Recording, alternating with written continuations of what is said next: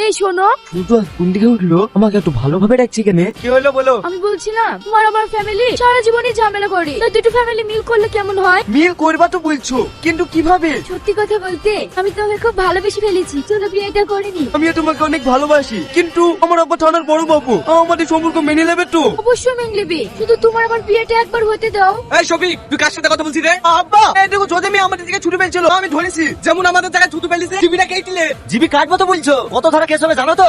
কত ধরনের কেস? সফিককে ধরতে আসবে কি? আমার স্বামী তো পুলিশ। কোর্ট থেকে যখন অর্ডার যাবে না, তখন বাপ বাপ করতে স্বামীকে আসামি ধরতে হবে। আরে যা, আর কেমন তোকে ছেড়ে দিলু, পরে বার থেকে ছুটু ফেলবি না, তো জিবি শর্ট করে কেটে নেবো। তুই জিপি কেটে দেখিস তুই কি হয়। আসমা বাড়ির দিকে কালকে তুমি আমার চুল চেপে ধরলে কেন তাই বলো। আরে পাগলি, তোমার চুল না ধুলে কালকে আব্বা মা সব জেনে যায় তো। ওইসব কথা বাদ দাও, আগে কবে বিয়ে করছো তাই বলো। তাহলে চলো আজকে আমরা পালিকে বিয়ে করি। বাড়ি তো যাবো বলছো, মানে সেরকম কোনো আত্মীয় নাই, তাহলে সেইখানে চলে যাবো। তোমার আব্বা পুলিশ, আমার আব্বা জজ, যদি শহরের দিকে পালিয়ে যায় তাহলে তো খুঁজে বার করে ফেলবে। চলো আমরা গ্রামের দিকে পালিয়ে যাই। ঠিক আছে।